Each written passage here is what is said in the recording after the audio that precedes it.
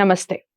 ఎన్నో విషయాలు మన ఛానల్‌లో ఆధ్యాత్మికంగా మాట్లాడుతూ ఉన్నాం. మీ నుంచి కూడా మంచి స్పందన లభిస్తూ ఉంది. క్రోధినామ సంవత్సర ఉగాది పంచాంగ శ్రవణంతో పాటు ఉగాది రాశి ఫలితాలు ఏ విధంగా ఉన్నాయి అని తెలుసుకోబోతున్నాం. నాతో పాటు ఉన్నారు బ్రహ్మశ్రీ డాక్టర్ నాయకంటి మల్లికార్జున శర్మ గారు, ప్రముఖ జ్యోతిష్య, వాస్తు పండితులు, సంఖ్యాశాస్త్ర నిపుణులు, పంచాంగకర్త. ఈరోజు మేషరాశి మొదలు మీనరాశి వరకు ద్వాదశ రాశుల ఫలితాలు తెలుసుకోబోతున్నాం ఈ వీడియో ద్వారా. తప్పకుండా ప్రతి రాశి వారు వీడియోని మొదటి నుంచి చివరి వరకు చూడండి. మీ యొక్క అమూల్యమైన సందేశాలు కానీ లేదా ఛానల్లో ఇంకేమైనా కార్యక్రమాలు నాయకంటి గారితో మీరు చూడాలనుకుంటున్నారు అన్న విషయాలు కామెంట్ బాక్స్లో తెలియజేయండి. మొదటిగా మేషరాశి ఫలితాలు తెలుసుకుందాం. నమస్కారం గురువుగారు. నమస్కారం అమ్మా. గురువుగారు, ఈ క్రోధినామ సంవత్సరంలో మేషరాశి వారికి ఏ విధంగా ఉండబోతుంది ఈ సంవత్సరం చెప్పండి. తప్పకుండా అమ్మా. ఓం శ్రీ గురుభ్యో నమః.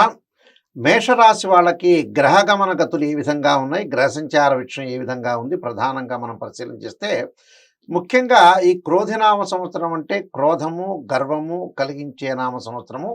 అంటే ఇక్కడ క్రోధి నామ సంవత్సరం అంటే ఇక్కడ ముఖ్యంగా కొంతమందికి బహిరంగంగా బయటకు విషయాలు రావటము, ఒకళ్ళ యొక్క మనస్తత్వాన్ని తెలుసుకోవటము, ఆ మనస్తత్వానికి సంబంధించిన విషయాల్ని ముఖ్యంగా ఆ విషయాలన్నీ కూడా తెలుసుకొని ఒకళ్ళకి సహాయం చేసే నామ సంవత్సరమే క్రోధినామ సంవత్సరం. అంటే ఈ క్రోధినామ సంవత్సరంలో ఈ క్రోధి అనేది అగ్ని భగవానుడు యొక్క నామధేయాన్ని క్రోధినామ సంవత్సరం అంటారు.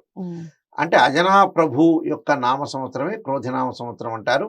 ఈ క్రోధినామ సంవత్సరంలో మేషరాశి వాళ్ళ యొక్క స్థితిగతులు ఎలా ఉన్నాయి ప్రధానంగా మనం చూస్తే అశ్విని నక్షత్రం 1, 2, 3, 4 పాదాల్లో జన్మించిన వాళ్ళు, భరణి నక్షత్రం 1, 2, 3, 4 పాదాల్లో జన్మించిన వాళ్ళు, కృత్తికా నక్షత్రం 1వ పాదంలో జన్మించిన వాళ్ళందరూ కూడా మేషరాశి జాతకులు అవుతారు. సహజంగా మేషరాశి వాళ్ళకి ఆదాయ వ్యయాలు ఎలా ఉన్నాయి, రాజ్య పూజ్య అవమానాలు ఏ విధంగా ఉన్నాయి మనం చూసుకుంటే ఈ మేషరాశి వాళ్ళు ప్రత్యేకంగా ఇక్కడ ముఖ్యంగా 8 ఆదాయంగాను అలానే 14 ఖర్చుగానే ఉంటుంది. అంటే 6 పాళ్ళు తేడాగా ఉంటుంది. అంటే ఆదాయం అనేది 8గా వస్తుంది, 14 అనేది మనకి ఖర్చుగా ఉంటుంది, అంటే ఎక్స్పెండిచర్స్ అని అర్థం. అలానే రాజ్య పూజ్యం 4గా ఉంటుంది, అవమానం 3గా ఉంటుంది. అంటే ఇక్కడ ఏదైతే మేషరాశి వాళ్ళకి గ్రహగమన గతులన్నీ కూడా మనం చూసేటట్లయితే ముఖ్యంగా మే 1వ తారీఖున కృత్తికా నక్షత్రం 2వ పాదంలోకి దేవగురు అయిన బృహస్పతి ప్రవేశం చేయటంతో వృషభ రాశిలోకి ప్రవేశం అవుతుంది. అలానే శని కుంభరాశిలోను, అలానే రాహు మీనరాశిలోను, కేతు కన్యారాశిలోను సంచారం చేస్తారు.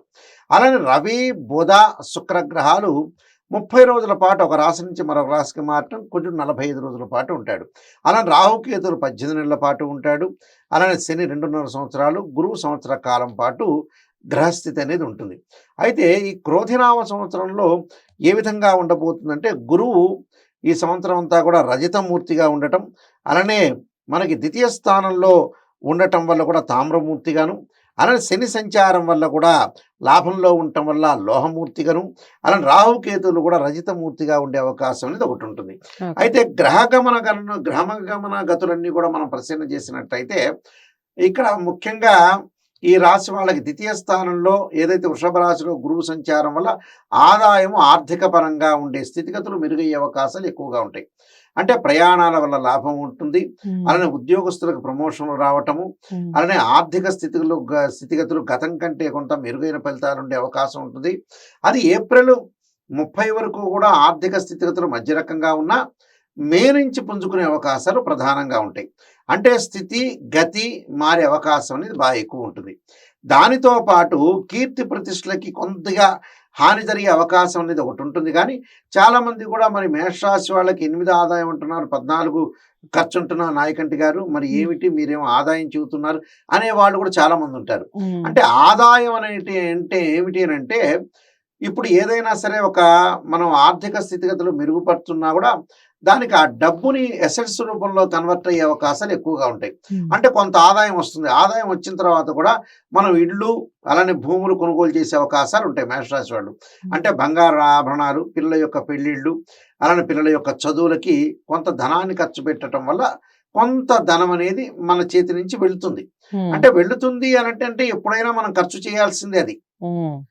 ఇప్పుడు ఒక మనిషి రూ. 1,00,000 2,00,000 నెలకు సంపాదిస్తున్నా కూడా సంవత్సరానికి 25,00,000 అయినా దానిలో ఎంతో కొంత ఖర్చు అనేది అవుతుంది. అవును. అంటే ముద్దడి ముడుపుగా ఉండే అవకాశం అనేది ఉండదు కదా. ఉమ్, అంటే ఉమ్, పిల్లలు, ప్రయోజనాలు, ఉపయోగాలు, రకరకాల స్థితులు, కాలము ఇలాంటివన్నీ మారుతూ ఉంటాయి. కాబట్టి ధన వ్యయం అనేది ఖర్చయ్యే అవకాశం ఉంటుంది. ఆదాయం పెరుగుతుంది. ఆదాయం ఉమ్, అద్భుతంగా ఉంటుంది. ద్వితీయ స్థానంలో గురువు సంచారం వల్ల అనుకూలమైన ఫలితాలు ఉండటం. ఉమ్, అలానే ఈ వీళ్ళకి 11వ స్థానంలో శని వల్ల కూడా లాభాలు కలిగే అవకాశం ఉంది. అంటే ఆకస్మికంగా ధనలాభం కలుగుతుంది. ఉమ్, అంటే ఆకస్మికంగా ధనలాభం కలుగుతుంది. అలానే యశోవృద్ధి, సౌభాగ్యం కలిగే అవకాశం ఉంటుంది. అలానే హృదయ సౌఖ్యం అనేది ఎక్కువగా ఉండే అవకాశం ఉంటుంది. అలానే మిత్రులతోటి సంభాషణలు, అలానే బంధువులతోటి ఆరోగ్యకరమైన వాతావరణం ఉండే అవకాశం ఎక్కువగా ఉంటుంది. అలానే ఈ సంవత్సరం అంతా కూడా విద్యార్థులకు మంచి మార్కులతో ఉత్తీర్ణత సాధించే అవకాశం ఉంటుంది. స్త్రీలకు కూడా వాళ్ళ కాళ్ళ మీద వాళ్ళు నిలబడాలని ముందుకు వెళ్ళే అవకాశాలు కూడా బాగా ఎక్కువగా ఉంటాయి. ఉమ్, అంటే అభివృద్ధి రంగంలోకి ముందుకు దూసుకు వెళ్ళే అవకాశాలు ఎక్కువగా ఉండటం. అలానే రాజకీయ నాయకులు కూడా తమ రంగంలో మంచి వృద్ధి సాధించే అవకాశం ఉంటుంది. అలానే సినీ నాటక పరిశ్రమ రంగం వాళ్ళకు కూడా అభివృద్ధి సాధించే అవకాశం ఉంటుంది. అలానే వ్యవసాయదారులకు కూడా 2 పంటలు పండే అవకాశం ఉంటుంది. ఉమ్, కాబట్టి ఇక్కడ అన్నీ కూడా అనుకూలమైన వాతావరణం జరిగే అవకాశాలు ఎక్కువ ఉంటాయి. అంటే ఉమ్, గృహ నిర్మాణం చేపట్టబడే అవకాశం ఉండటం ఒకటి, వ్యవసాయ భూములు కొనుగోలు చేసే అవకాశం, అలానే స్థలములు కొనుగోలు చేసే అవకాశం. అంటే స్థితి గతి మారిపోయే అవకాశాలు ఉంటాయి. జీవితంలో ఏదైతే చేయాల్సిన పనులన్నీ ఉంటాయో ఈ సంవత్సరం వాళ్ళు పూర్తి చేసే అవకాశం ఉంటుంది.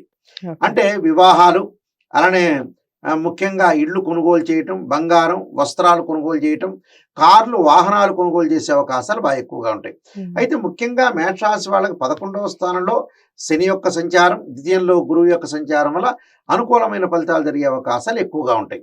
అయితే ఇక మిగతా గ్రహాల యొక్క ప్రభావం వల్ల సర్వకార్య విజయాలు లభించే అవకాశాలు ఎక్కువ ఉంటాయి.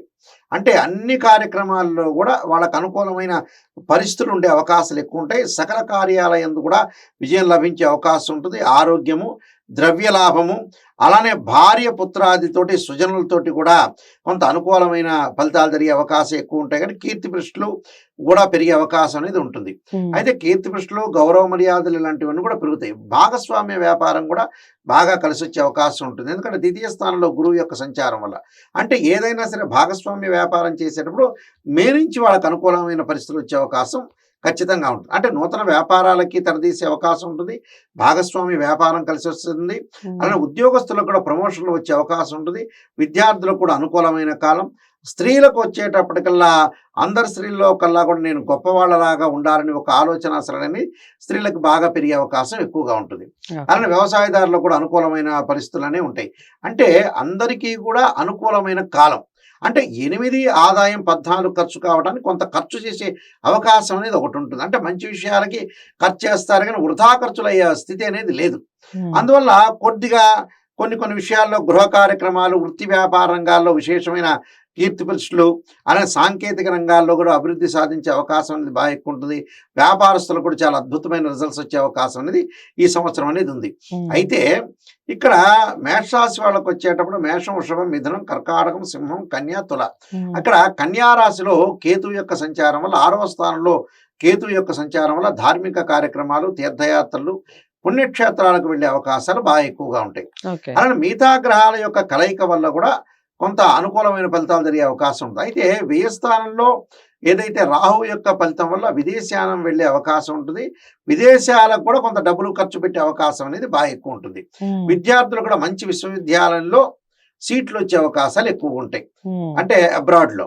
ఉమ్, అందువల్ల టోటల్గా వీళ్ళందరికీ కూడా అనుకూలమైన పరిస్థితులే ఉన్నాయి. కొన్ని ప్రత్యేకంగా పరిహారాలు చేసుకుంటే అనుకూలమైన వాతావరణం ఉంటాయి. అయితే అక్టోబర్, నవంబర్ మాసంలో గురువు, శని వక్రగతులు, అలానే వక్రారంభాలు, వక్రత్యాగాలు జరుగుతున్నాయి. కాబట్టి అక్టోబర్, నవంబర్ మాసంలో ప్రత్యేకంగా ఆరోగ్యపరంగా కొన్ని పరిహారాలు తీసుకుని ముందుకెళ్ళటం వల్ల మంచి జరిగే అవకాశాలు ఎక్కువ ఉంటాయి. కాబట్టి కొన్ని ప్రత్యేకంగా పరిహారాలు చేసుకుని ముందుకు వెళ్ళాలి. ఓకే. గురువు గారు, పరిహారాలు అని చెప్పారు కదా, ఎలాంటి పరిహారాలు చేసుకోవాలంటారు? వీళ్ళు తప్పకుండా పరిహారాలు చేసుకోవాలి. చేసుకునే వాళ్ళకి ముఖ్యంగా ఆరోగ్యపరంగా రక్షణ కోసం శరీరే జర్జరీభూతే వ్యాధిగ్రస్తే కళేభరే ఔషధం జాహ్నవీతోయం వైద్యో నారాయణ హరి మంత్రాన్ని, అలానే దుర్గా సప్తశతి పారాయణాన్ని, ఆదిత్య హృదయ పారాయణం చేయటం వల్ల మంచి జరిగే అవకాశం ఉంటుంది. అలానే ఆదిత్యాయుధే సహస్రమూర్తాయ ధీమే తన్నో సూర్య ప్రచోదయాత్ అనే మంత్రాన్ని చక్కగా చదువుకొని ముందుకెళ్ళటం వల్ల కూడా వీళ్ళకి మంచి జరిగే అవకాశం ఉంటుంది. అయితే 2025 మార్చి 29వ తారీఖున మీనరాశులకు శని సంచారం వల్ల శని గురించి కొద్దిగా జాగ్రత్తగా ఉండటం, నెక్స్ట్ ఇయర్, ఈ సంవత్సరం కాదు, నెక్స్ట్ ఇయర్ కొద్దిగా జాగ్రత్తగా ఉండాలి. ఎందుకంటే వాళ్ళకి ఎల్నాటి శని ప్రారంభమయ్యే అవకాశం అనేది ఉంటుంది కాబట్టి కొద్దిగా ఆందోళన చెందకుండా ఆరోగ్యపరంగా ఉండి అలానే మానసికంగా ఆందోళన చెందకుండా ఉండటం అనేది చాలా మంచిది. అయితే క్రోధినామ సంవత్సరంలో మేషరాశి వాళ్ళందరూ కూడా సుఫలితాలు జరగాలని ఆశిస్తూ సర్వే జనా సుఖినో భవంతు. చాలా చక్కగా చెప్పారు నాయకంటి గారు.